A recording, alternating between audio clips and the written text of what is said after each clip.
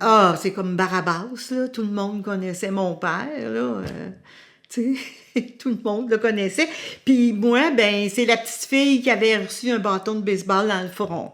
Ça, c'est... fait que tout le monde me connaissait à l'époque aussi. Aujourd'hui, non, là. Fragments d'autrefois. Petits morceaux de vie qui ont façonné nos histoires. Celle que vous venez d'entendre, c'est Lisette Léveillé. Elle a vécu une enfance heureuse dans une maison située à quelques pas de la laiterie Léveillé, dont son père était propriétaire. Rosaire Léveillé a acquis l'entreprise auprès de la famille Roy en 1946 et l'a opérée durant plus de 30 ans. La première petite laiterie a été démolie peu après l'inauguration de la nouvelle en 1957. Elles ont toutes deux porté l'adresse du 153 rue Turgeon. La laiterie offrait du travail à plusieurs familles de Sainte-Thérèse. Lisette nous explique comment se déroulait la livraison. La façon dont le lait était ramassé, c'était chez les cultivateurs directement. Ça, c'était avec un camion qui passait de cultivateur en cultivateur et qui apportait le lait pour l'embouteillement et la pasteurisation et l'homogénéisation. Tu sais, il allait dans la campagne environnante, là.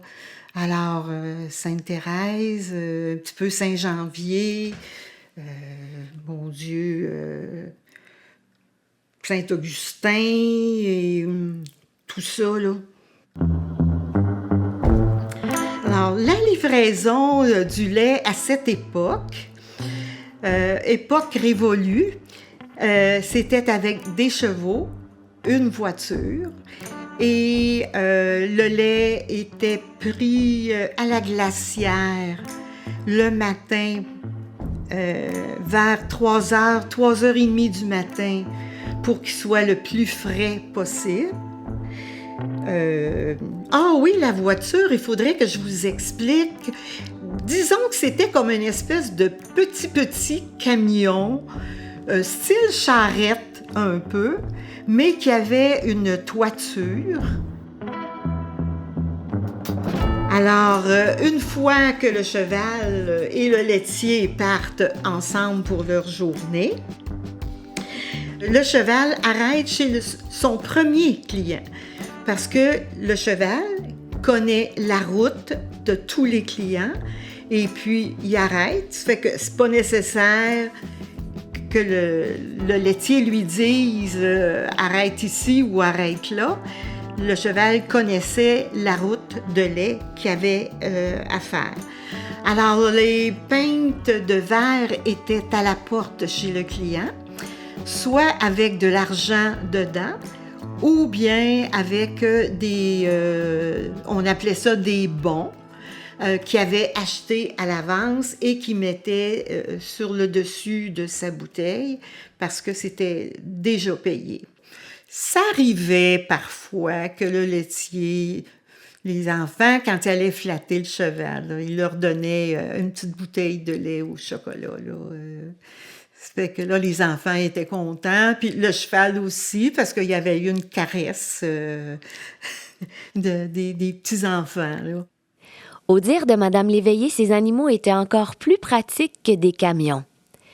Mais il y a certains livreurs qui auraient parfois préféré que les chevaux soient un petit peu moins autonomes quand même. Il arrivait parfois qu'un de mes oncles, je ne sais pas si c'est arrivé à d'autres aussi, mais en tout cas, celui-là, je suis certaine à 100%, qu'un de mes oncles qui levait le coude assez souvent, arrêtait sur la rue Turgeon à un hôtel dont je me souviens pas du nom, mais c'était au coin de la rue du Bois et Turgeon, et il allait prendre une bière. Mais si par hasard il retardait, bien là, le cheval était tanné de l'attendre à la porte. Alors, le cheval décidait de revenir avec la voiture à l'écurie, Puis il laissait mon oncle là, qui devait revenir à pied. C'était pas de bien loin, par contre, là. L'hiver, c'était un petit peu moins drôle. Bien, le cheval, lui, savait ce qu'il avait à faire, puis c'est assez. Ma journée est finie. Plusieurs employés ont travaillé durant des décennies pour l'entreprise. Ça veut dire qu'ils ont vu la petite Lisette percer des dents, apprendre à faire du tricycle et à l'adolescence faire des petites gaffes d'adolescente. Je connaissais tous les employés par leur nom. Eux aussi me connaissaient, puis fait que on se sentait bien quand même avec eux, là, c'était le fun. Parce que ces employés-là, en plus d'être des employés, étaient comme des membres de la famille. Alors, si bien qu'à l'adolescence, à un moment donné, j'ai graffiné l'auto de mon père parce que j'avais pas mon permis de conduire. Il fallait aller voir Félix Leclerc dans les Laurentides pour un projet que nous, les jeunes, on avait. Alors, j'ai dû changer l'auto de place dans le stationnement.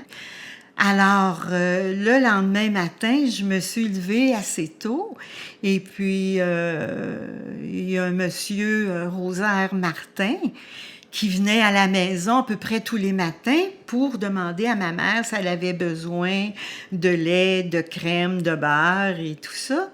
Alors, moi, je me suis dépêchée et je suis sortie en même temps que lui. Et puis, là, je lui ai dit ce qui était arrivé, que j'avais accroché l'auto de mon père, je l'avais graffiné, puis que je voulais lui montrer ça. Alors, pour savoir s'il pouvait faire quelque chose pour moi.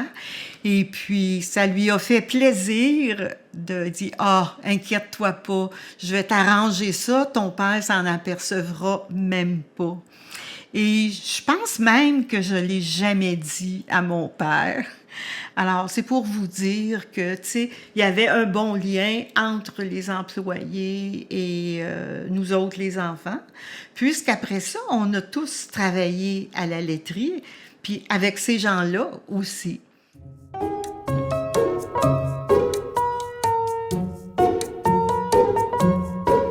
Il me semble que du lait livré par un cheval, c'est clair que ça doit goûter meilleur. Merci à Lisette Léveillé. La série Fragments d'autrefois a été rendue possible grâce au soutien financier de la Ville de Sainte-Thérèse ainsi qu'au ministère de la Culture et des Communications du Québec dans le cadre de l'Entente de développement culturel de 2025. Réalisation et montage, Valérie Sears. Mixage et mastering, Éloi Ames.